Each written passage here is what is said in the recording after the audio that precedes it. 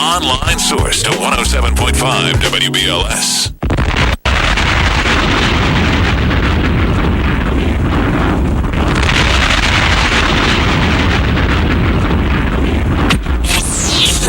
Let's do it.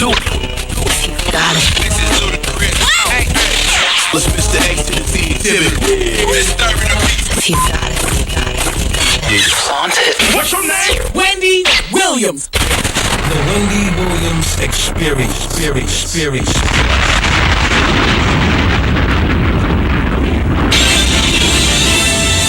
And now we're pleased to bring you our feature presentation.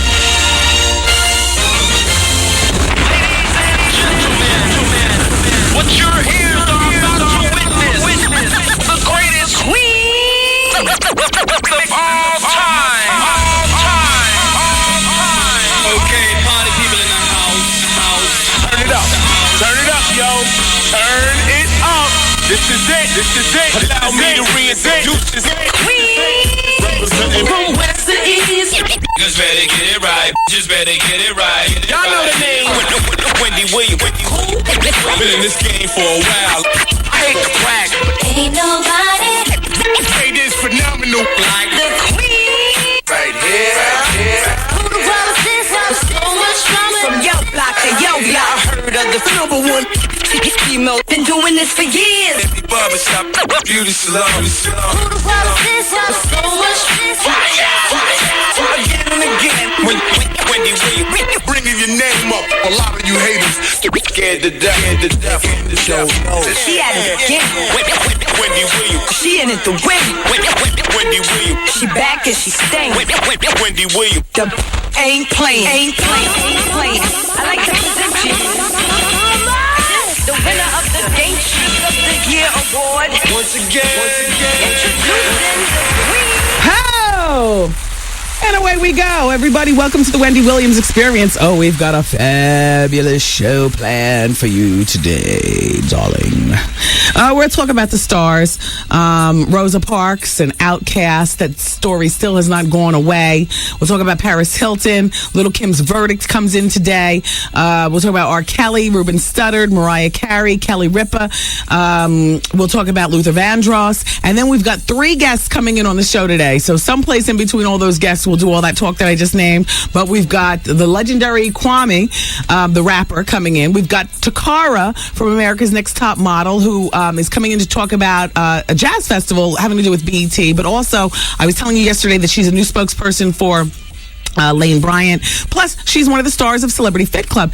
And we have the infamous Superhead coming in today during the Hour of Truth. So you keep it where you got it, because it's about to go down. Yes, everybody, it is what it is.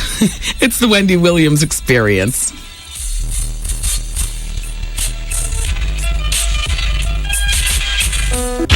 Yo, did you catch this flashback? I feel bad. I was cracking the whip on Zoe, and she was here till 4 o'clock in the morning. She was? What was she doing here until 4 o'clock in the morning? Waiting for Steve Harvey? Who was she here with? She's an intern. Taryn. Her and Taryn was here kind of late. On that big, soft couch in our office. Oh. I'm fine. Thank you, Zoe. Did you have the radio on in that other room? No. Were you guys talking about me? But of course. We were talking about how you... Wait, hold on. Here comes Taryn. Y'all talking about her too? What were you girls doing here until 4 o'clock in the morning together? Hit the proper button. on that soft, luxurious couch. We had some dudes in the office, you know. Well, no, you didn't, because Zoe is a virgin. But I know as a virgin, technically speaking, being that you can't penetrate, Taryn, she could still, you know what I'm saying? How you doing, girls? All right. We were going to party. That you were working it out, right, Trav? Working for the All party. right. I bet you were working and partying. All that brown juice and liquor at the bar in the office. All right. No, girls, I appreciate your hard work. I appreciate you all being able to be a part of the jokes here on the show as well. You're not offended, are you? No. All right. How you doing? All right. You say it, Zoe. How you doing? All right. And Terry, you say it. All right. There they go. Back to the office together. Got him. This it right here. Miss a day, miss a whole lot. Coming through your speakers, boy. It's Wendy, man.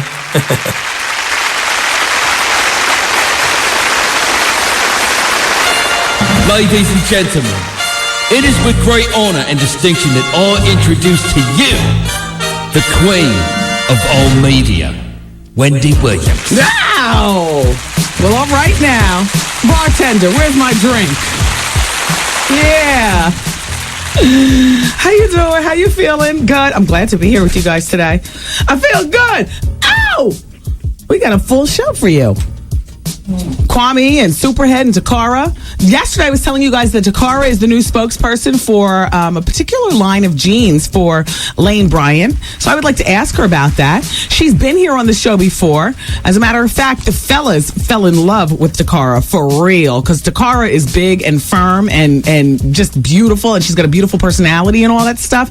And she wears good makeup, and she was just a beautiful spirit when she came here the last time. And now she's doing the spokesperson thing for Lane Bryant. She's doing something for BET Jazz concert or something or other. She'll tell us about it when she comes in here. But also, the bigger thing is that she's part of Celebrity Fit Club.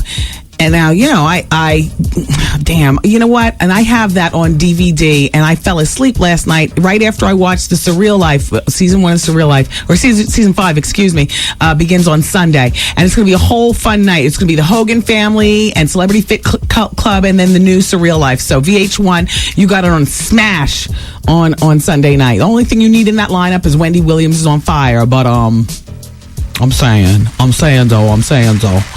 But anyway, Takara, according to the people at Celebrity Fit Club, gained a few pounds since. At least that's what they say. Now, a lot of times, if you're not actually watching America's Next Top Model, then you see a big girl, you don't know whether she's on the climb up or the come down. You know, shout out to all the big girls. Do you know what I mean? There are some of us in the struggle who are on the climb down, and then some of us who've never been big before, and we're on the blow up. And then there's some of us who aren't doing anything except for maintaining what we've always had. So while they said she's apparently, they said she's gained a few pounds, and yeah, she, because a lot of times a big girl will crow about, I'm big and I'm proud, but the first one trying to lose some weight. Kind of like Star Jones, remember all those years, and then next thing you know, she gets the alleged surgery. But so I don't know what Takara's weight is at this particular time. We'll see when she comes in and why she decided to participate in Celebrity Fit Club and so on and so forth. I mean, yeah, they call it Fit Club, but the accent of the show is not getting fit, it's losing weight while getting, you see what I'm saying, while maintaining a healthy exercise regimen. So they call it the Celebrity Fit Club, but it's actually the Celebrity Fat Club. Ooh. And they're just trying to turn it around. Well, I'm just saying, come on, fat knows fat. I can say that. I'm part of the club. And Wendy the Snapple lady is back too, which I don't really understand that. I asked them at VH1, they zhuzhed over my question. So about Hulk Hogan, because I'm like, why is Wendy the Snapple lady back? She wasn't even that interesting in the first one. I mean, it was cute to see her, but why is she back for a second season of the Fit Club? Maybe they were looking for, a seventh celebrity or however many are on there, and they couldn't find anybody. So they reused. I don't get it. I mean, only because her personality wasn't so stellar. On the other hand, when you guys see Surreal Life, you're going to see Omarosa, and I like Pep on that show. I just wish that she had more pep in it. But you know what? Janice Dickinson's trying to get her in bed. And Janice says it. Yep, that's what you're going to see on Sunday night. It's a back-to-back episodes. And I saw both backs-to-backs last night. And Janice looks at the camera and she says, I'm trying to get her in bed. And I'm not sure whether that's the exact phrase she used, but she was dead on about it. Janice got upset and did a dramatic moment and locked herself in the bathroom and was calling her friend, talking about, I want to leave. You know what I mean? And so then Pep goes in there like a mother. Like, not like the Pepper got pissed and pulled out a pump. Oh. Not that Pepper. I don't know where she is. This is the Pepper who's a mother to her children and stuff. And, an older woman. And exactly, soft and pink. Pep goes into the bathroom with Janice. and the VH1 microphone's right up there at the door, and you can't hear every word, but what you do hear is soothing, calm tones and pep. And we couldn't see any of the body language, but in my mind, when I heard both of them in the bathroom, I pictured Pep pushing Janice's hair back from her face, ripping off toilet paper to dry her eyes. Yeah. And then Janice, Pep's trying to be motherly. Janice comes out all turned on. Oh, I love her. I want her. That is going to be my mission before this show is over, to get her. Jose Canseco is hot. He's stupid, but he's hot to look at. And Carrie Hart, I wish he'd be more participatory. You know who he's like? He's kind of like the Schenkenberg of the last episode. Like there, but lights are on, but nobody's talking. But and Omarosa, don't be disappointed by Sunday night. She is just warming up. I have to say, Janice took center stage this first time around. Pretty much, Balky from Perfect Stranger is who made Janice cry. You all have to see on The Surreal Life. I have a blind item. I don't know who this is. Now, this is about a Nets basketball player. Do you want to hear? Okay. First of all, for everybody who doesn't know, Rappers Row is this street in Edgewater, New Jersey. Edgewater is the last street in New Jersey before you fall in the Hudson River and then swim across to New York. The condos are nice, and everybody's got a stellar view of the skyline. And it's where a lot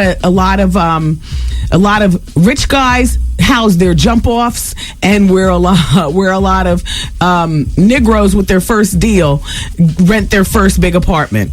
Sometimes they buy, but usually it's they're renting, and they're renting for like $3,000 a month. Okay.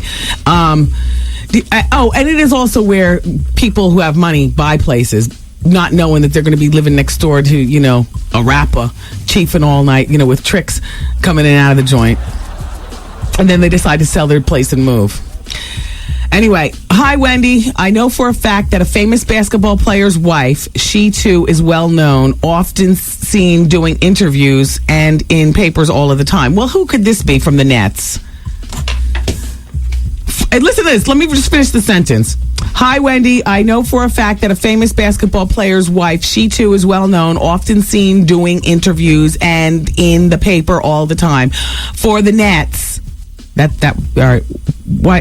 Basketball player's wife for the Nets had a physical altercation with a female friend/ex-friend last weekend. This happened at her friend/ex-friend's house in Edgewater, New Jersey. That Rappers Row.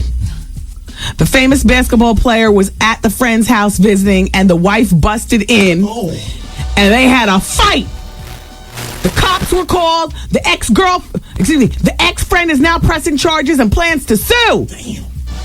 This couple always tries to portray themselves as the perfect couple with a perfect family. Would that be the kids? Yeah. I mean, I don't know this for a fact. I'm just, Hey, listen, shout out to the jump off. I got a microphone. I mean, if you got the time. Let's just make this a whole scandalous week. We got Superhead slithering through later on today. We can have you up in here tomorrow. We'll just we'll theme the week the home wreckers. Lordy. I think that case is closed right there. And the Federline. Did you see that in the newspaper yesterday? They need cash. Spending like wild Negroes. Kevin Federline, boy. He's running through that money. It says, blah, blah, blah, blah, blah, blah, blah, blah, blah. They're in need of cash. Their Malibu house cost, give or take a few bucks, is nearly $7 million, plus blah, blah, blah renovations. Kevin's work is primarily making babies. He doesn't bring home enough to support a large party-hardy lifestyle that he lives. Mrs. Federline recently made a quiet call to her record label, and the gist of the conversation is, we've got to get money in this house. Cash flow is going down. How about we cut another album? Times is hard on the boulevard, everybody. Riddle me this. Are celebrity endorsements becoming too much of a good thing? And I've got, some information that I want to pass along to you relating to that. By the way, they say that, I'm getting the 10987. Excuse me, you guys, keep it where you got it, okay? Ground zero for pop culture. It's the Wendy Williams Experience. Thanks.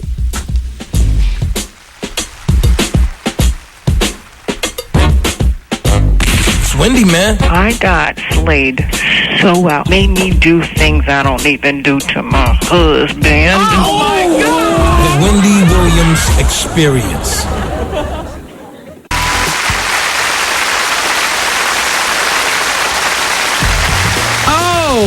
It's the Wendy Williams Experience. Monday through Friday, right here on your radio. Thanks, everybody, for being here today. Okay, so when we talked in the last break, I asked you about celebrity endorsements and are they becoming too much of a good thing? And the reason that I asked you that is because there was this great article done by this guy named Michael Paletta. And the gist of the article is that some people stumble and some people persevere. Some of these celebrities in trying to brand themselves. They cite Jay-Z and Dame Dash with Rockaware as being a plus, and Puffy and Sean John and Russell and Kimora Simmons with baby fat and fat fashions and whatnot.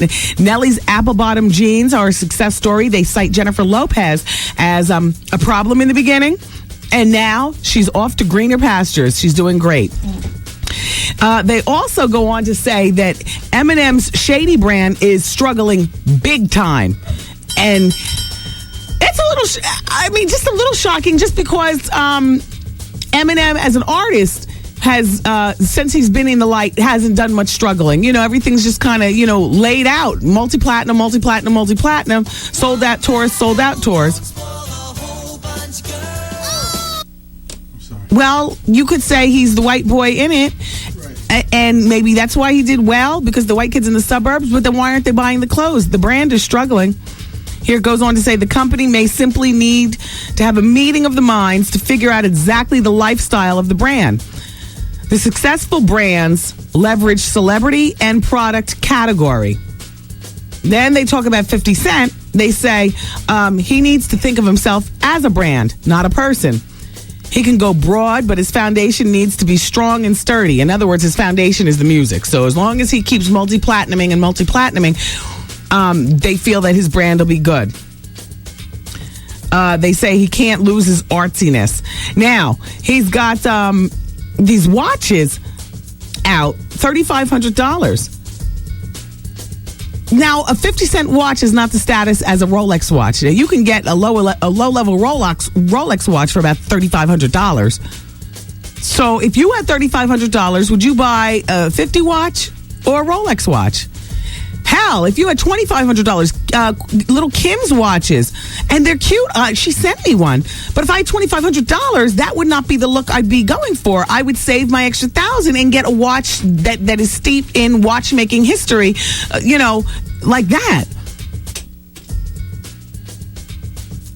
I just think I like to see celebrities multitasking and, doing not just their music or whatever they do, but, branding and stuff. But I just think that they have to be cautious of the price. It's like when Beyonce's style comes out, or her clothing line, I know that house of, I forgot the name, named after her grandmother, that's supposed to be couture type stuff. Now, if you have $1,500, girls, are you buying a Beyonce dress?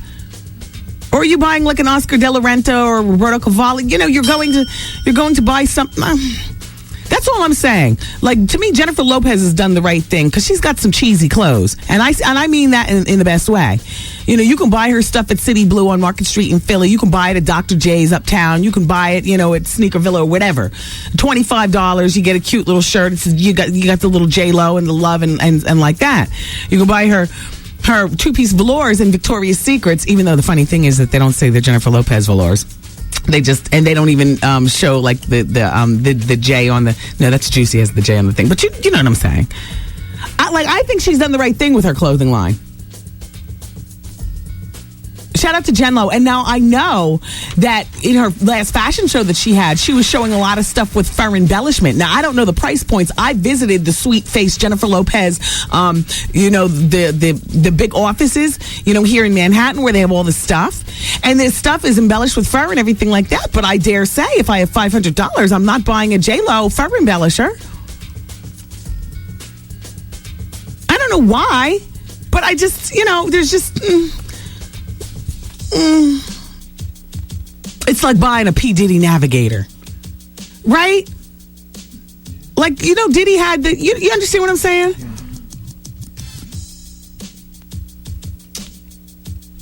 Anyway, Mariah Carey's wayward sister is back in the news. Allison is 44, and I've interviewed with Allison before. She called my radio program, years ago,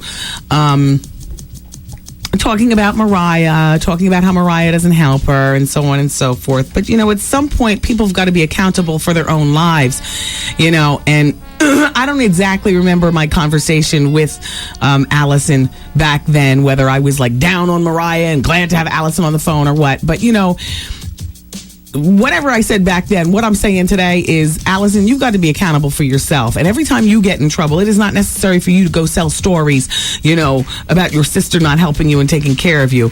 Mariah, I don't know the scene. Brenda K. Starr already said you've left her under the bus to be rolled over several times. But in Allison's situation, Allison is HIV positive. She's a former so they say, and she's 44 years old. So at what point do you decide to get yourself together, Allison? Allison was arrested for prostitution on June 13th. When she tried to meet one of her Johns on a boat docked in a Long Island marina. Here's what she says, and I quote, "I got a call to meet a guy on a boat that was docked in the marina. I went onto the boat and I told them I needed to use the bathroom. The man said, 'Don't use the bathroom.' He tried to stop me from opening the door, but when I did, I saw a policeman with radio equipment, and that's when they busted me for prostitution." In another conversation, Allison confirmed that her picture is on a Call Girl website. And here's what she says: "I like to meet new friends and don't like meeting in hotels." She says she prefers meeting at local Starbucks and whatnot. Mariah, what are we going to do about your sister? Allison, what are you going to do about yourself? You're 34. They say she works a $300 an hour hooker. Keep it here. Oh, Advice Hour's next.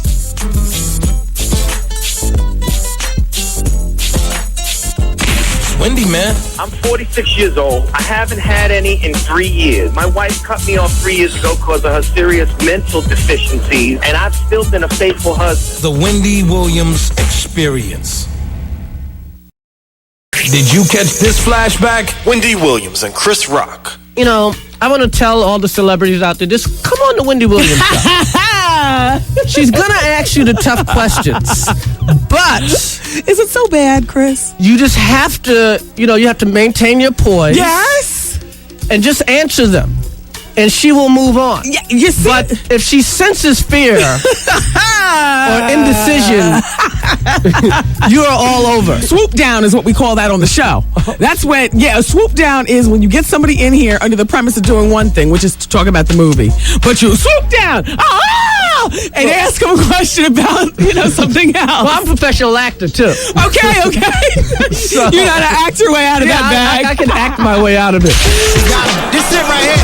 Miss a day, miss a whole lot. Coming through your speakers, boy. It's Wendy, man.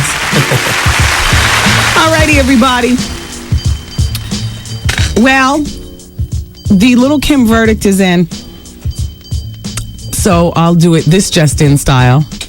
Grammy-winning rapper Little Kim was sentenced today to a year and 1 day in prison and fined $50,000 for lying to a federal grand jury to protect friends involved in a 2001 shootout outside of Manhattan radio station. While many rappers have served time in prison, Kim is the first big-name female to do so. Little Kim could have gotten up to 20 years, 5 years each, on three counts of perjury and 1 count of conspiracy at her sentencing before the U.S. District Court Judge Gerald Lynch. She was convicted of the charges in March. Little Kim, who turns 30 next week, July 11th, the same birth date as Pam Anderson, I know, was the sidekick and mistress. Karma's a mother, isn't it? Sidekick and mistress of the late notorious B.I.G. As a solo artist, yada, yada, yada. They go on and tell about her career. But, of course, we here at The Experience already know and celebrate and know the words of Little Kim's career. So there's really no need to read any more of this. She arrived at the courthouse today with her bodyguards who cleared the path through the waiting media. Some fans also were there proclaiming their support. And while you all were busy just a few moments ago listening to music and commercials, I was doing my interview for Inside Edition. We'll check your local listings. It'll be on today. I had no idea that I was going to be on TV, okay? So forgive my wife, Beta, and my bra strap showing. Oh, fry. I'm sorry to hear about this. But, Kim, you could have gotten 20 if it's making lemons into lemonade. You could be dead. I'm just saying. You could be dead. You could have an incurable disease. You could... There are a lot of things that you could be. You know, you could be older and not having anything to do when you get out, because by the time you get out, you know, you'll be 50 years old, and then there's, you get out, in a year and 1 day. What a great birthday it'll be next year, right, Kim? When you get in jail, you'll write your rhymes. You'll be working on your CD. You get out, we blaze the next CD. Try to stay in good with those white people who've embraced you so much, Donatella and them, and stay in the front rows of those fashion shows and whatnot. Represent as a hip-hop celebrity. I mean, a hip-hop socialite that, in my opinion, I think you've become more of in the recent years than actually a rapper. And that's not to discredit her. That's just to say, she's become a hip-hop socialite. And damn. So, in conclusion, Kim got 1 year and 1 day in prison. And then a $50,000 fine. And all this is because she lied to the feds. What more is there to say? Art was trying to clear the lines to get some people on the phone for Advice Hour. While I was in the other room talking to Inside Edition, I came back in. I said, how come none of the lines are blinking? How come nobody's on hold? He said, because everybody's calling to talk about, the Little Kim verdict.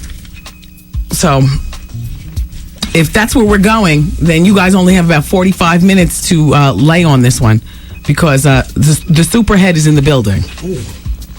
And so we must deal with that. In the meantime, shout out to all the pregnant ladies. I have some information to pass along to you. According to the New York University College of Dentistry, tooth decay may threaten more than your pretty smile. A study of 297 pregnant women in Birmingham, Alabama, found that those with increased oral levels of something I can't even pronounce, so I won't, but it's a bacteria associated with cavities and gum disease, were more likely to experience premature delivery and have low birth weight babies. The researchers theorized that the bacteria reaches the uterus either through the bloodstream or through oral sex is what they call it. Orogenitalia contact. And causes an inflammation. Well, maybe when you find out you're pregnant, perhaps the dirtiest thing on our bodies should not be touching your genitalia. And they say the dirtiest part of our bodies is the inside of our mouths. So maybe you shouldn't be getting professionals while you're pregnant. Everything comes back around to Superhead, doesn't it?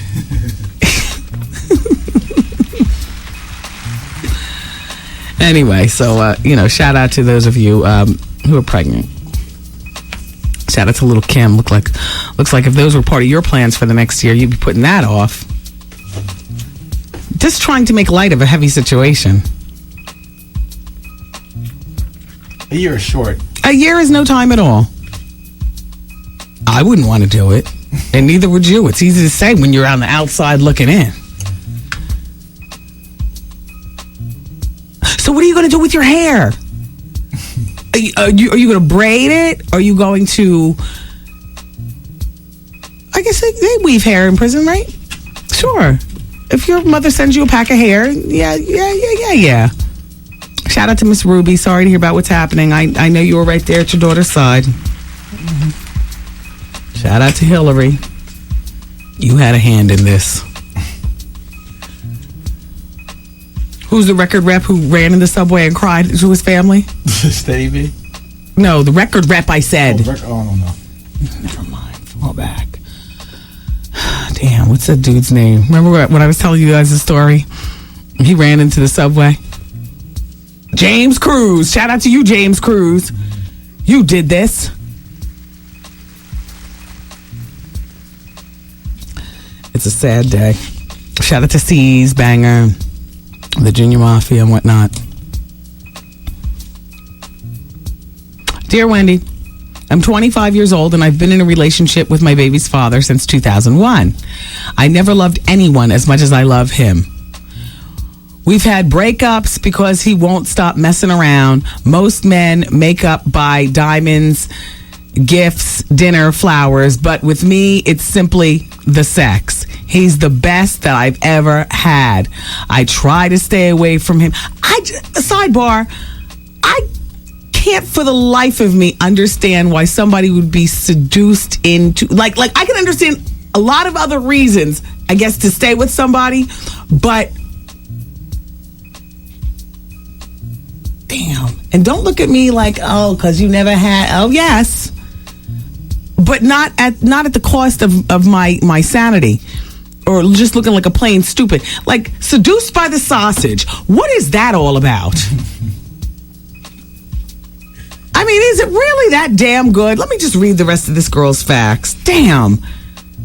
She said the diamonds, the gifts, no. With me, it's simply the sex. He's the best I've ever had. I try to stay away from him when he messes up because I know once he starts, all is forgotten. I mean, the sex is just so, she puts 5 O's in so damn good that it really makes you want to kill for it. What? What? Is she finished in the other studio? Well, she actually is. Chuck is not there, so they'd want her to come in as soon as possible. Okay, well, where is Chuck? Because we're doing advice hour. That's what I said. They just, I mean, if it's not possible, it's not possible. Can you stop following me around? Elisa Payne, everybody. Not lactating today. You know, everybody keeps calling me about that. Why don't you stop wearing solid color shirts? It's so easy to say what that's you do. The only way that I know when you want to guess, because people keep saying you say my name. I'm like, what is she talking about? What are you looking at? Artists trying to make let down happen. Is that what you call let down? No, by staring at them. What are you looking at? So listen. So what are you saying? No, I'm just saying because I know you wanted to keep her for 2 breaks or more, and you know. Well, we can do 2. We can do 1 break in the next break of advice hour. Right. Although that's intrusive on advice hour. It's up to you. But we can turn this around, and you all, we can do advice hour later on in the show when Takara is here. Oh. Well, then we got guests for the rest of the show. Exactly. But that's what I'm saying. If we move her up a break, then we can do Takara, and then you have the last break to wrap up. Okay. Well, this break is almost done, so I'm not ready for her to come in on this break. How about she comes in on the next break, and then the break after? No. I wanted to start out with the longer break in case she flees our scene too. Mm-hmm. You all lock the door in the pink room. And swallow the key. Oh, I forgot. Everything reverts back to Superhead. Oh, they were perched at the top of the hall. They thought they were going to be coming in. But and can hear me. I'm not saying anything bad. I'm saying, we only have 3 minutes left on this break. I don't want her to come in here for 2 minutes. How are we going to get into something? Right. You're a mess. You're a mess. All right, let me get back into this. Okay, the sex is so damn good you want to kill for it, Wendy.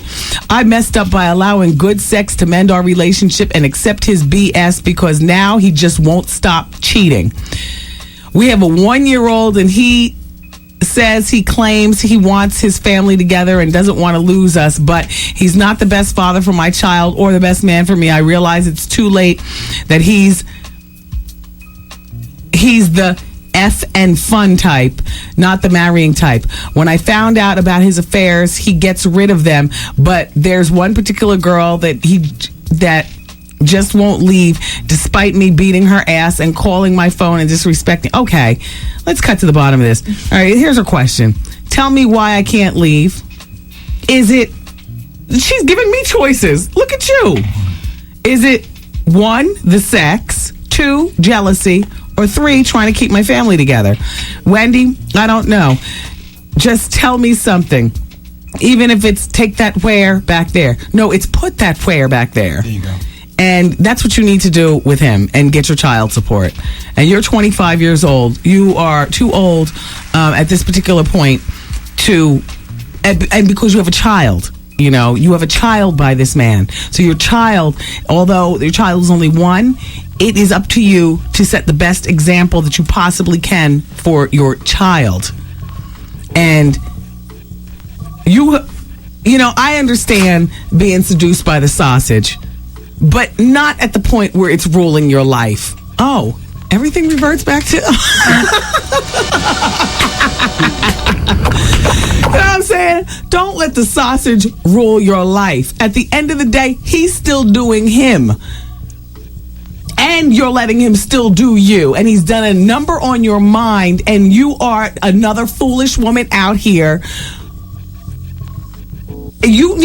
Please, let him go. Move on with your life. Start anew. Stop living together or whatever's going on. If he's not the marrying type according to you, at least you've realized that. Move on with your life before you produce more children with this fool. Get your child support. Get you a second and third job, because he'll probably be as irresponsible with that, being that the only way he makes up with you is through sex. I'm taking it upon myself to say, I guess he doesn't have money for the other things. Not that the other things, like the diamonds and the furs and stuff, keep you together after something like that, but I'm just saying, you know, he'll probably be as lax with his child support as he is with his fidelity. So you move on with your life, and I wish you well.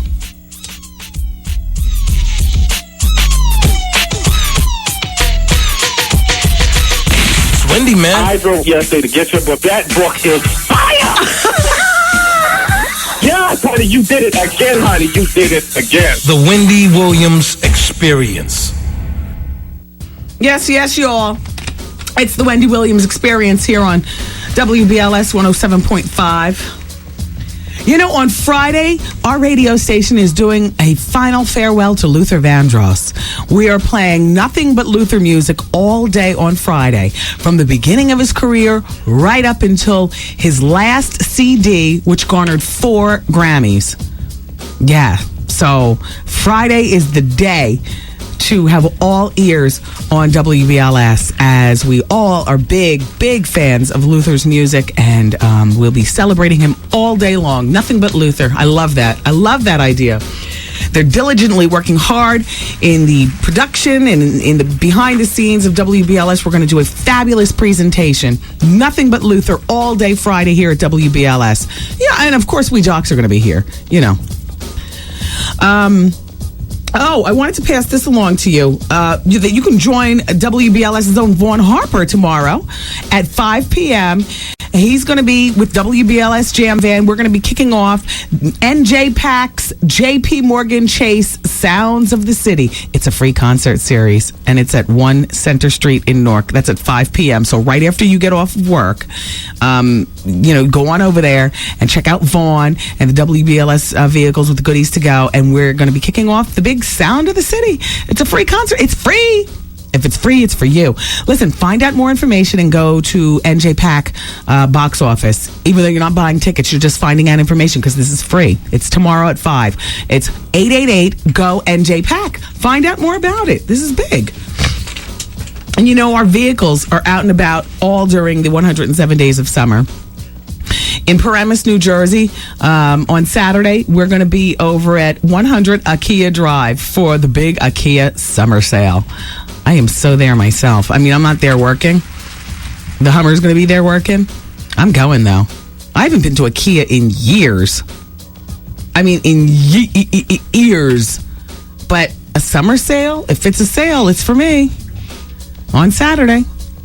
And Bob Lee is going to be there with the BLS street team and the goodies to go. That's in Paramus at the IKEA. Tonight is the Wendy Williams Comedy Experience at the Laugh Factory. I haven't been there in like 2 weeks because I've been busy promoting my album. Wendy Williams Brings the Heat Volume 1, which is in stores now, featuring fabulous work by fabulous artists. It's not me singing or rapping. It's simply me on the cover and them doing all the work, which I love. Marcus Houston, Mario Winans, Jadakiss, Jaheim, Young Jeezy, Blue Da Vinci, M.O.P., Prodigy from Mobb Deep and Renegade Fox, Nas and A-Marie. I like it. It's a good CD. It's in 3 of my 8 changers in my car. It's called Wendy Williams Brings the Heat, Volume 1. It's in stores now. But anyway, I've been promoting my CD, so I've been on the road, so I haven't been at my comedy club every Wednesday night. So tonight, even though the comedy club has been been full effect since I haven't been there, but and shout out to everybody who's been going. I'm going to be there tonight, so if you're going to be there tonight, then we'll see each other tonight, okay? I just got a pedicure for you, so show up, okay? And I'm ready for a good drink. I'm ready for a good drink. I'm ready to laugh, and I'm ready to just celebrate life out here in the free world. Being that if you look at Little Kim, it could be a lot different, or Luther. Every day is a celebration, and there's no better way to celebrate than to laugh and drink. I mean, if you can. I mean, if you can't, then, Chief. Oh. I mean, I'm just playing. Listen, tonight, the Laugh Factory is the place to be. 42nd Street and 8th Avenue in Times Square. Shout out to Capone, the gangsta of comedy. Shout out to Ken Black, Artie, Life of the Parties. Yeah. We're going to be up in there tonight. You know what I'm saying? We got it going on. We're back in business. The Laugh Factory. It's the Wendy Williams Comedy Experience tonight and every Wednesday night. Love that. Can I do stand-up tonight? Do you have your routine ready tonight? I always have a routine. Okay. Then you will. Thank you. All right. In the meantime, we're going to continue through this break and play a song or two, and then we're going to bring Superhead in for part 1 of a 2-part interview. So keep it where you got it. It's the Wendy Williams Experience, heard exclusively in New York on 107.5 WBLS.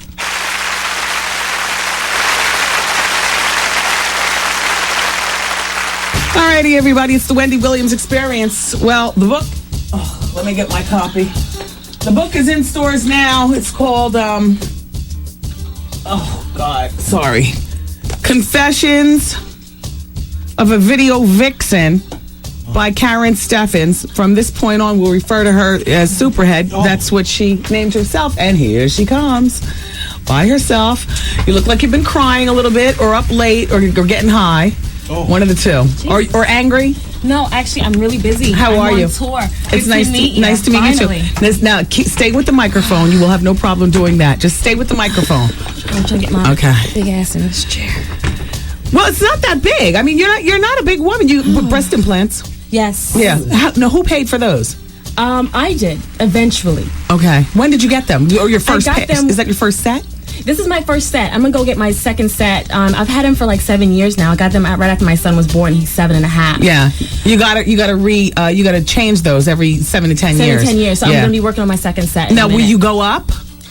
I'm being told not to go up, but I'm inclined to go up just a little. Okay. Now, what up to next? What size is that? Well, this is a full C, and it's really appropriate, but it is. But you're inappropriate, so you should probably. Wear it. I'm a little politically incorrect. Yes. So wear that. Yeah, do a D. Yeah, I would say. Yours? I would say yours are great. These are this is my second ones, but I'm 5'11". Yeah, so they fit they're double Ds, but they don't look like double Ds on me. Entire body. Yeah. And this is my second set. Yeah. Because my first set I had for the 7 years, and then when my son was born, I went and rotated. Now he's 4. Yeah. So, and I didn't go up. I just stayed, with what I was with what I was in, and I got under the muscle. Now, why are you taking your bracelet because off? It makes a lot of noise, and it distracts me. It's a Tiffany bracelet with that with the circle that says Tiffany. Did anybody give that to you? No, I bought that. Okay. I bought everything I got on. Okay. Including my hair. All right. Superhead is in the studio. Her book is in stores now. Do you have a regular job?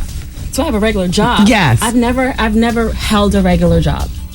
I just haven't. I've had regular jobs for a couple of weeks at a time, but with raising my son by myself and all the demands that I have as a single mother, and with being a high school dropout, I just had a lot of problems maintaining our bills and childcare, all those things. So I never kept a regular job. You found it financially more lucrative to superhead it. Yeah, well, I found it more lucrative to, at the time, be a stripper, to date wealthy men. It's just really, really tough. And people know all over the place how tough it is to be a single mom. Yes. But I had a lot of disadvantages, never finishing high school, never going to college, never being allowed, when I was with G-Rap, just never being allowed to go to school, never being allowed to get a job. I had so little experience. Now, how old are you now? I'm 26. And how old were you when you met G-Rap? I was 17. I had just turned 17. And how did you meet him? Through a friend. I was a dancer at a club, and a friend of his knew me and brought me to the house to dance privately. Okay. For Jay. Now, at that particular time, were you a dancer who was also known for giving superhead? No, at that time, I didn't know how to do it at all. Okay. My relationship with G is what made me know how, because he made me do it every day, sometimes for 2 hours at a time. Now, so he would grab your head violently. I mean, it just wasn't come a sexy move. At all. It was kind of like your punishment. Yeah. If I did something wrong, I had to perform until he was happy, and that was part of the abuse that I Now, went through. would he make you perform until he splashed off each time? So therefore, your jaws would be crazy aching. Each time. So you what's the longest professional you ever gave? It was over 2 hours, and I did it to my nose bled. What? Till my nose bled. It's in the book. He made me do it until my nose bled. Oh yeah, it was that serious, and I wasn't having a good time. It wasn't fun. And so would he beat you up if you toothed him, or we would fight, and then it would be my fault. Fight physically. We would fight physically. Let's say one time I broke a dish or something. Something small would happen, and and I would get my ass kicked, and I'd get punched in the face or something, and then that would be my fault. Okay, I broke the dish, and then I had to apologize for being so inadequate and such a bad person. Yes. Then I'd have to, service him for forever until he was satisfied, and sometimes over and over and over again. And I don't think a day went by that he didn't get it. That he didn't get the superhead. Even when I was pregnant with my son, and you have that awful feeling. Yes. I would cry, and he would still be in me. I would be literally in tears. Damn. And he would not stop. So why wouldn't you just say you have to go to the mall and leave? Like, why did you stay with him? Because at the time, and I didn't realize this until I wrote my book, but my mother and I had never gotten along. Your mother comes from a superhead background herself. I think that my mother is... Yeah, I think my mother was a little trampy. Yeah. I mean, that's what I've heard from people that have known her all her life. Yeah. And so I kind of learned that. That was kind of my example. All the men traipsing through our house, different people. Oh. All my sisters have different fathers. Oh. You don't know who the daddy is till the baby's born. Like, that's how I saw it. And so you're a stellar success compared to how you grew up. Oh, compared to everyone in my family. Well, how old are your sisters? Are they superheads as well? Oh, and they will never be, because now that I've gone through it and I figured out what's what. Right. Now I'm able to talk to them. They're 19 and I believe 17, and I'm able to talk to them and be like, you know what? I believe. Well, I haven't seen them. I haven't been around them for a very long time. They live in Florida and I live here. Yeah. And I grew up so quickly. Where did you grow up? Well, I was born in St. Thomas, and I grew up there till I was 10. My father was from Brooklyn, so I spent a lot of time in New York from the time I was 5.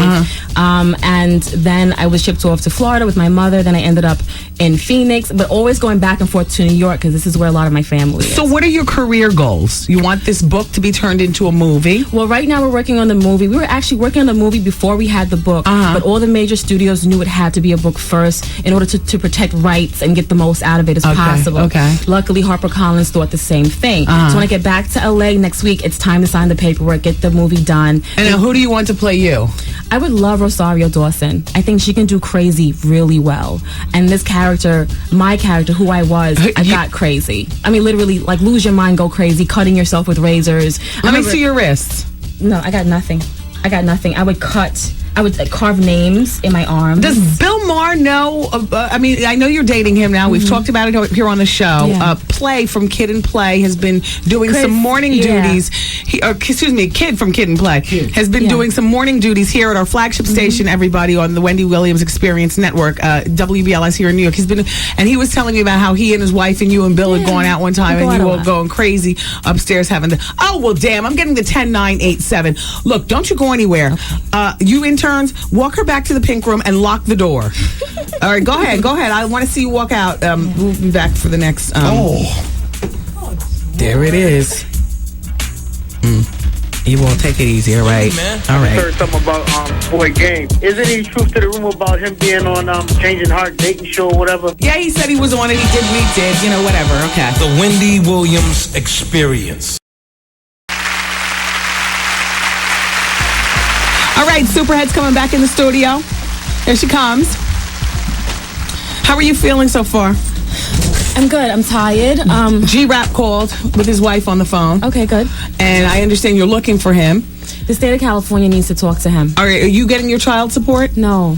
When's the last time you received child support from the father of your only child, when G-Rap? I lived in Phoenix for the 10 months that we were, after we broke up, I lived in Phoenix for 10 months before I came to Los Angeles. And he would help me out once in a while. Then I was going to nursing school and working, and he would pay the rent. It was like pulling teeth, but he would do it. And since I've been to Los Angeles, which has been almost 6 years, we've got nothing. Actually, about a year ago, we got in contact with them. Actually, they got in contact with me. I think they sent like $100 or $250 and a couple of coats for my son and an outfit. And that was all that we got. There was a point in your career when you desperately needed money, and all these guys that you superheaded, everybody just kind of, you were like blacklisted or whatnot. I mean, nobody sent you money. It almost sounds like everybody was in touch with each other. Like, let's just freeze this, hook her out. Well, what happened is that when it was all good and I was really fun and I was everywhere partying, I got everything. The moment I had an issue, when I was like, look, I spent all my money on drugs and hanging out and all these other things, I really need just a couple of grand to get me started again. Everyone said no. The problem was I wasn't fun anymore. Now it was an issue. Now it was a problem.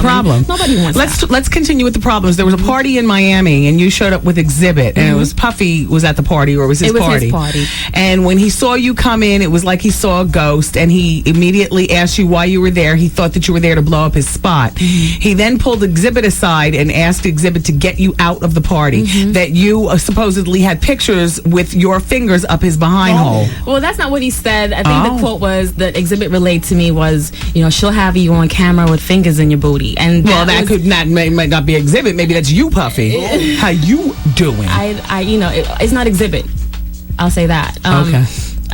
So yeah, that was the quote. Whose fingers whose behind did you penetrate? I've never penetrated anybody's behind. There are a lot of behinds being penetrated, but I'm not doing the penetrating. Okay. You walked in on record executives having gay sex, or one executive having gay sex with a man. You don't mention that person's name. Can we talk about what record label? No. That'll give it away. But what letter does it start with? Not even. That'll give it away. A. Don't B, start. C, Don't start. D, That's gonna give D, it away. D. The second book. I'll cover all that in the second book. Oh, there will be a second book. There is a second book. If you live to tell, I understand you're getting death threats. No, I'm not.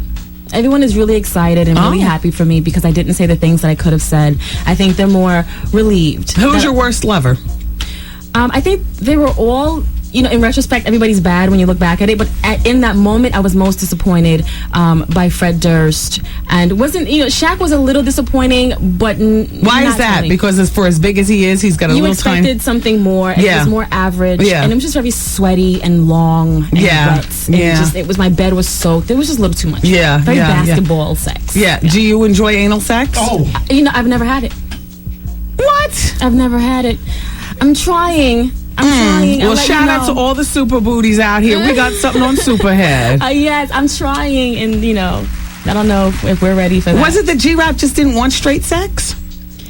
I think that G, and this is just in my relationship, I'm sure he's got a wonderful relationship now. I think that that was just, I know that's his thing. I know everybody has their thing that they really like. I know head was his thing, and it probably still is. I think that our relationship was just tumultuous, and it became abusive. Do you one day want to be married and have children? More children? No, I don't want to be married. Because you've broken up. You've I can't say broken up so many marriages. You've poached so many women's men that you probably feel that turnabout will be a mother to you. Yeah, I think I've already gotten it back because it took me this long just to find love, and I think that with all the bad relationships, that was because I kept being in other people's relationships. Now, who do you love? Oh, I'm in love with Bill. We have a really stable, really wonderful Do you really relationship. think he's going to marry you? Or, excuse me. Don't want to be married. Do you think that he will have child with you? We don't want to have children either.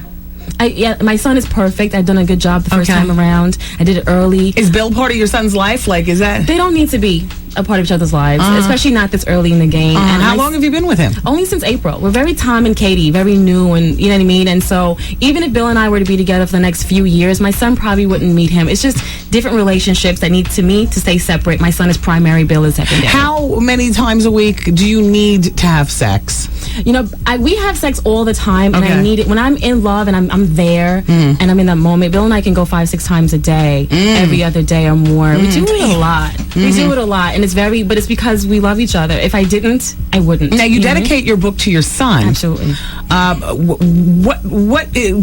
old is he? He's 7. Okay, because I have a 4-year-old. So they're about ready to tease him on the playground for having a mom who's superhead.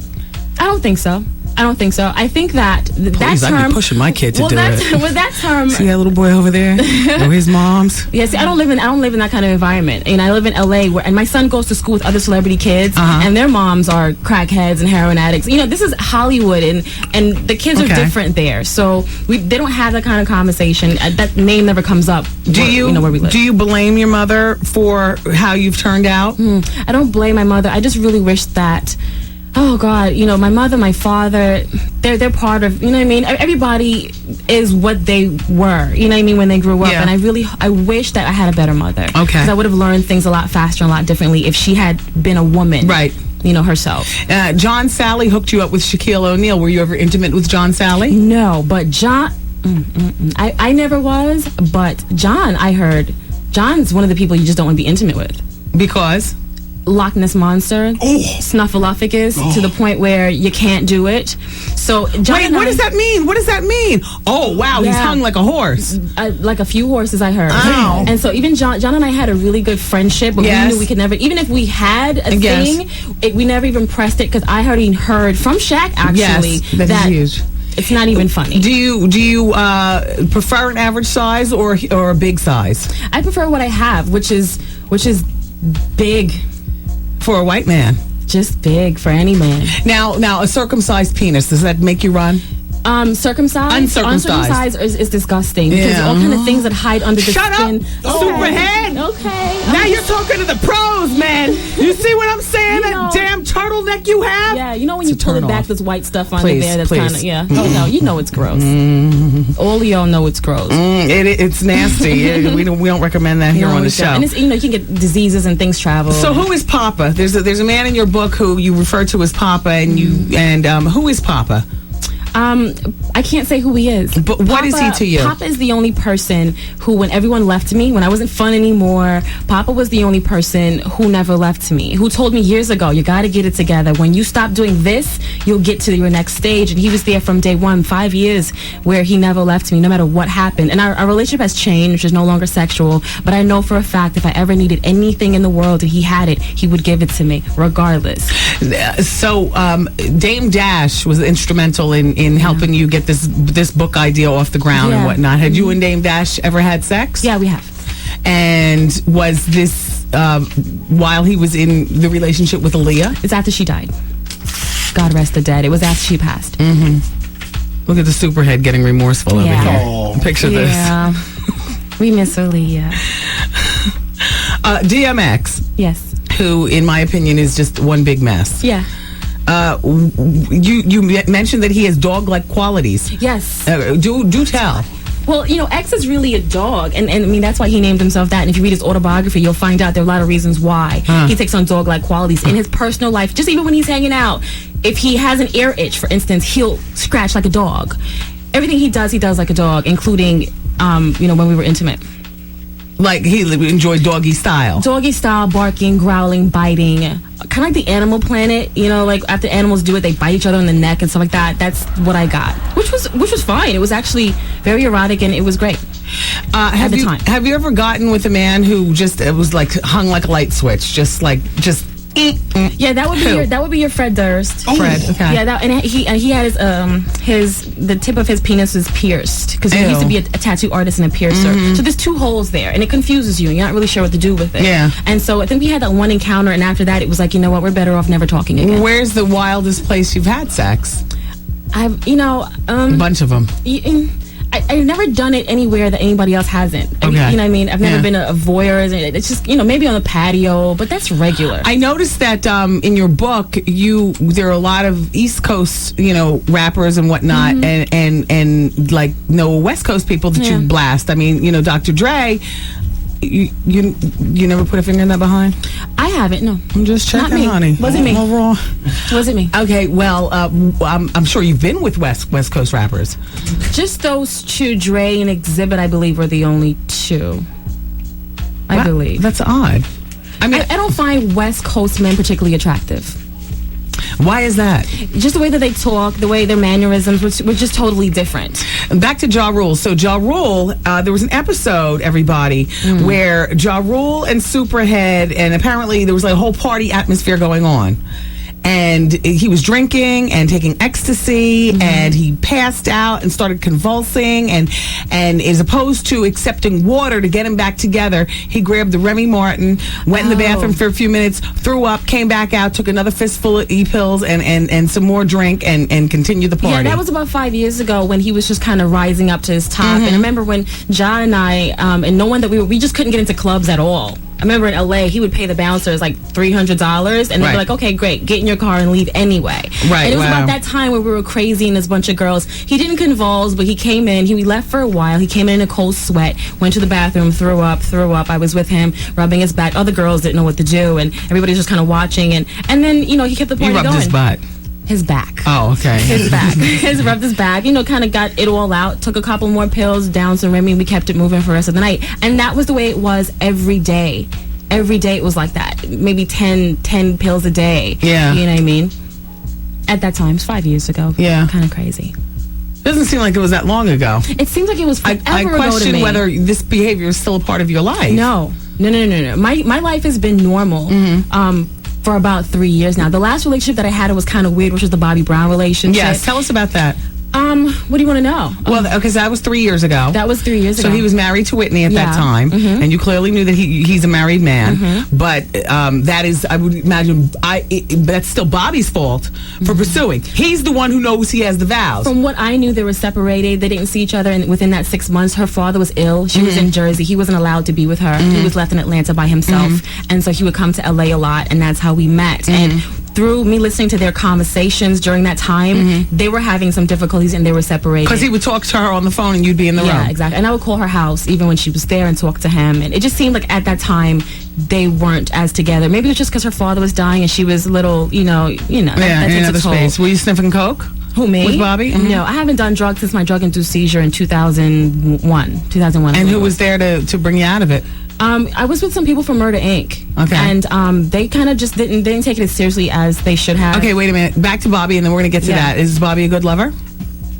No, Bobby's messy. Sloppy. I was going to say sloppy, right? Well, at the time he was. How do I see that? On that time, he had that really big drug problem that comes in and out of his life, and he would lose bodily functions and drool on himself. Oh my God! You'd be Superhead and he'd be farting. Next thing you know, crapping all over you. Bobby was messy, but he had a problem, and I like to think that our friendship at that time, he really got himself better, and that was right before they went to that trek to Israel. So before he went, he had actually gotten clean and sober, and they went to Israel. That trek to Israel wasn't 3 years ago. You were poaching Whitney's man. Just the hold on a moment. Hold on. All right, one more break with the Superhead. We're going to lock the doors. You're staying because we're still talking. Oh, yes, we are. Okay. All right. It's Wendy, man. I have a girl, right, for 10 years. Like half of it, I've been in jail like 5 years. I come home recently, right, and I come to find out now she's dealing with women. I don't have no problem with that, you know what I mean? As long as you can be in on it. Yeah. The Wendy Williams Experience. Alrighty, everybody, it's the Wendy Williams Experience right here on 107.5 WBLS. Superhead is in the other room doing super drops for our super show, and we'll be having her back in here for our third segment together momentarily. Listen, caller number 10 on the telephones right now. How would you like to win a great summer beach read? It's called The Groove. Groove is a new novel by Geneva Holliday.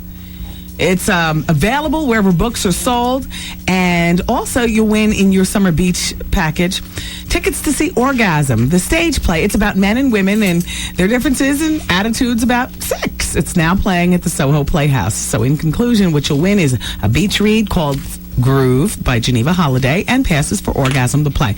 And caller number 11 will win that package right now, so dial carefully and good luck. There's only one place to be tonight after the Wendy Williams Experience, and that's the Wendy Williams Comedy Experience at the Laugh Factory, and the party continues. 42nd Street and 8th Avenue. I will most definitely be in the building tonight. I wasn't there last week or the week before because I was on tour with my CD, but I'm back, and the CD is in stores now. It's called Wendy Williams Brings the Heat Volume 1. A lot of great artists on there. Just, you can't deny great music. My 14-year-old niece loves the Brooke Valentine song. My sister loves Nas and A. Marie, and she loves Marcus Houston, and she loves Mario Winans.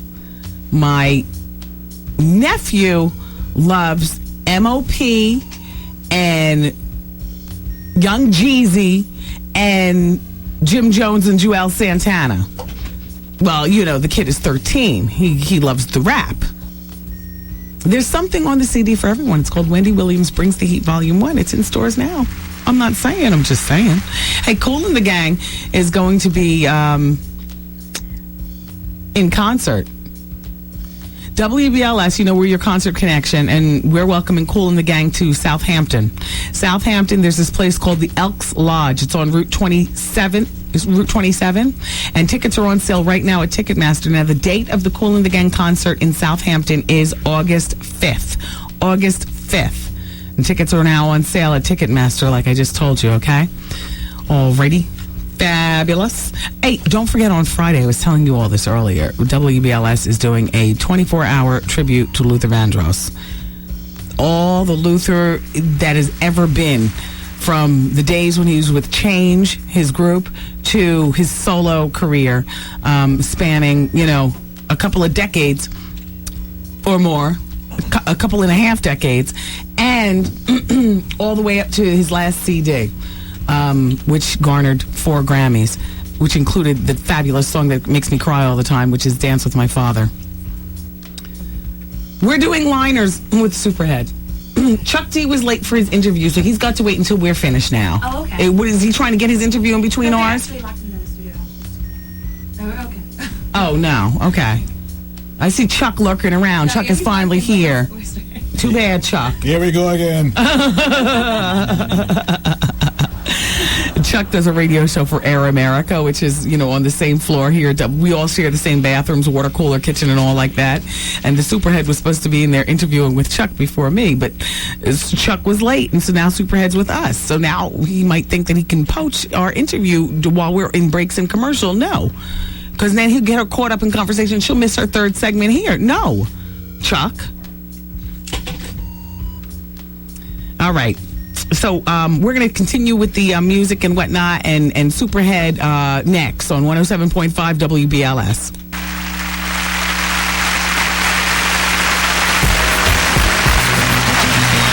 All righty, everybody. It's the Wendy Williams Experience. And, oh, man, everybody's so busy in here with our edible arrangement. Thank you, Edible Arrangements, for sending this over. Thank you to that funeral. Yeah, what's the card say? The whole show is on it. Jason Benta and Benta Family, a proud black-owned funeral home for over 75 years. Excuse me, you all. All right, come on, Superhead. All right, so Superhead, in your book, you also talk about an episode with Jay-Z where he took a condom out and put it on to receive some Superhead. Uh-huh. I do find it hard to believe that guys actually take out condoms for the Superhead. Do you? Yeah. That happens. A lot of people are very careful.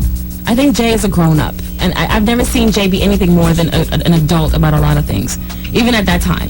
You know, and a lot of people are very careful during oral sex, whether giving or receiving and during sex. There are a few people that are not, and that's sad, but a lot of them actually are, at least when I was with them. And maybe that's because of me, and I've always been a very careful person. Did Dame at any given point ask you in writing your book, since he was such an encourager of you writing the book, to not include Jay-Z? No. No, because what Jay and I had, Jay was single, I was single. We collided a bit. I think we just tried to figure out if we fit in that intimate way, and we didn't. And so it happened once, maybe twice. I don't really remember. And then when we figured out that's not where we're supposed to be, we were just cool after that. Now, you had a movie role in Lorenz Tate's movie as his wife called A Man Apart. With Vin Diesel. And you mentioned that in your book, but you didn't mention your role as Honey in Mr. Marcus' porn flick.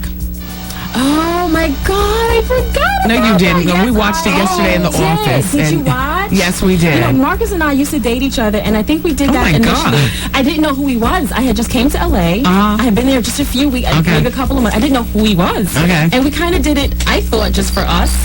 And then it ended up being something else, and they ended up sending me a check at a time when I really needed the money. And so I said, okay, no one's going to ever see it. And here we are 5 years. I've never seen it. So now you would credit G-Rap for giving you the skills that now pay your bills. Well, they did. They don't anymore.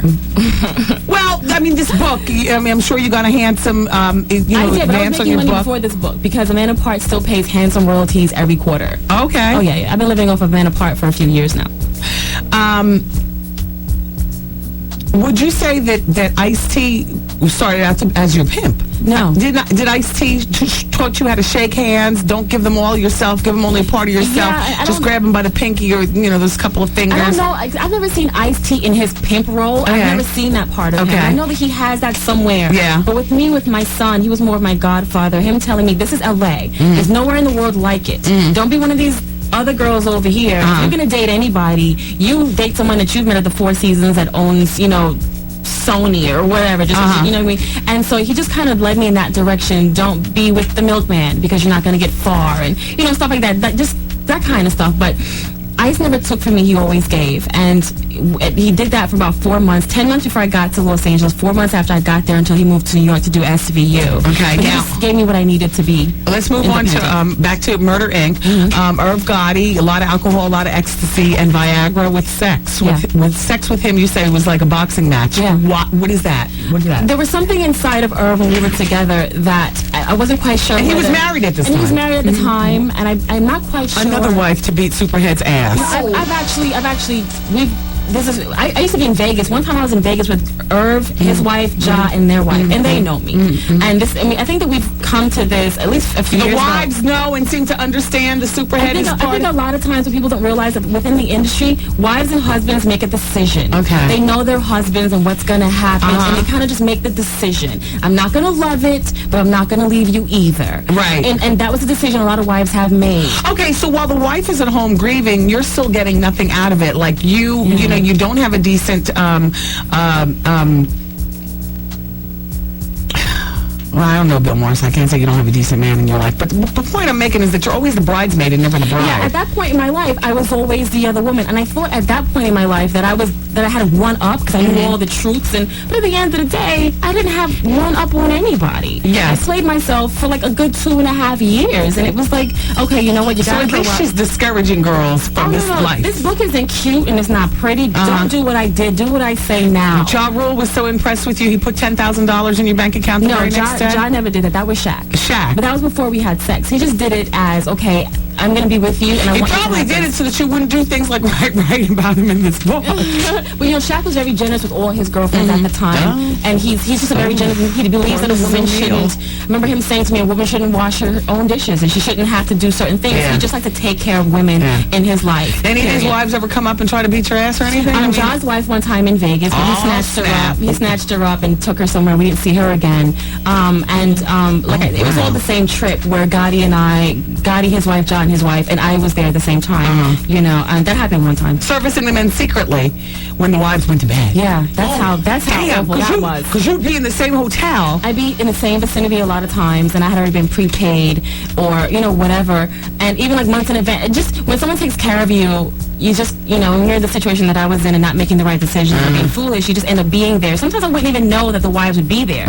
And that Vegas trip, I was shocked. They were at the tables, and I'm like, oh my God. And and it was just a time in my life where I was just so disgusting. It was just. Here's a banana. Here, you peel it. Show me what you do. No, come on. I'm not going to. Why not? Because I'm not going to do that. Oh, don't act clean now, Superhead. Come on. I'm not going to do that, Wendy.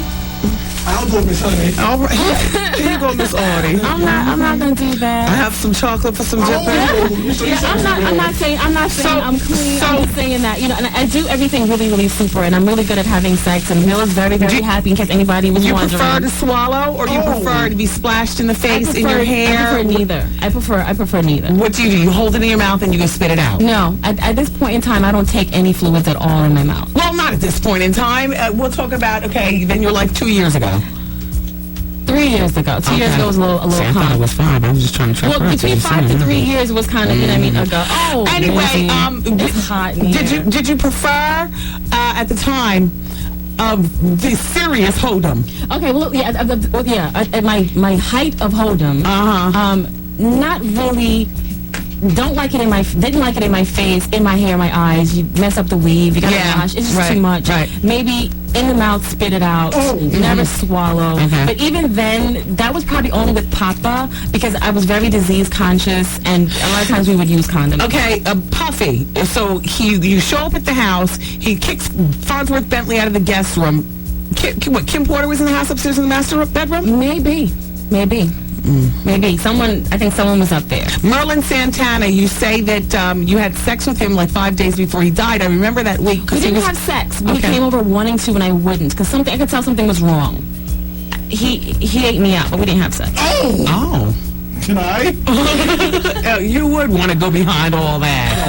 I mean, I'm just saying, it's quite frightening at this particular point. I mean, you understand what I'm saying, Superhead? I've had a lot of sex. I've had a lot of sex with a lot of different people. And the STDs? I've never had an STD. I've been very careful. The only time I haven't been careful is with the man that I have a child with.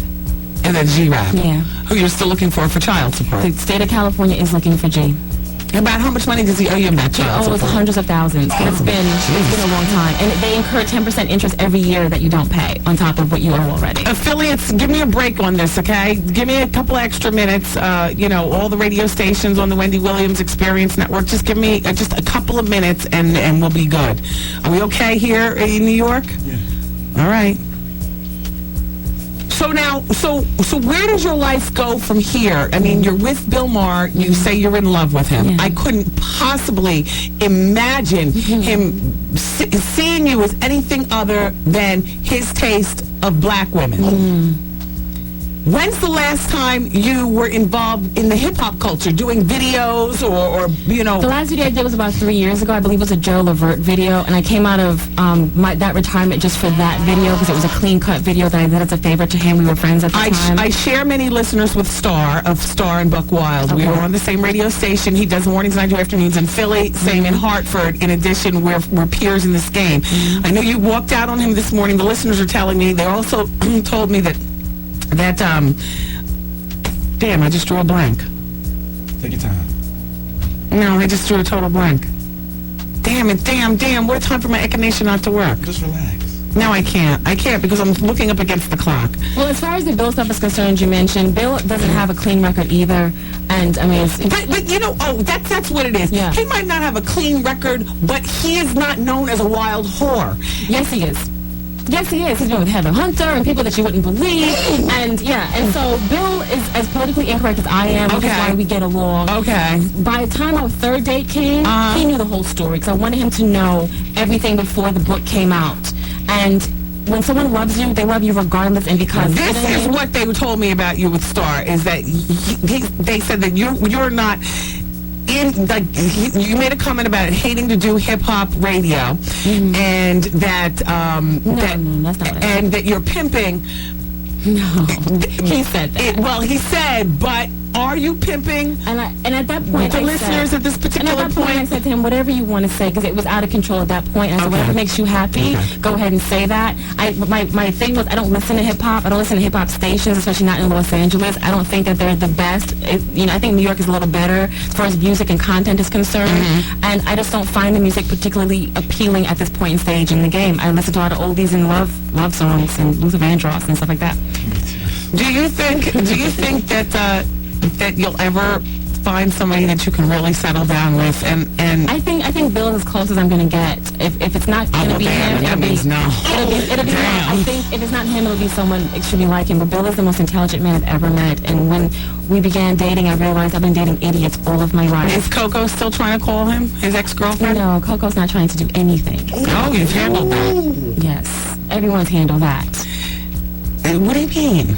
No one's. I mean, the lawsuit, it was all very inappropriate, and I think that it shows what she was really after. I don't need Bill for financial purposes. I don't need him for anything. He just loves me. Even if we were just friends, he just loves me, and I love the fact that every day. How did you meet him? I met him at a magazine party in the corner by himself, and I just kind of bumped into him. We started talking, and he made me laugh. I made him laugh, and we've been laughing ever since. And it's just, you've got something when a man tells you every single day how smart you are, how proud of you he is, how much he loves you, and I've got that. You know what I mean? And whether you believe it or not, whatever. But I'm in love, and I know that man loves me back. All right, everybody. The book is called Confessions of a Video Vixen. Karen Steffens, a.k.a. Superhead. Listen, I want to thank you for coming in. Thanks for having me. I'm glad we finally got a chance to do it. And I wish you well. Thank you very much. Presently, my husband just got discharged from the military. But now he's home, and I just want to tell him to get the out. The Wendy Williams Experience.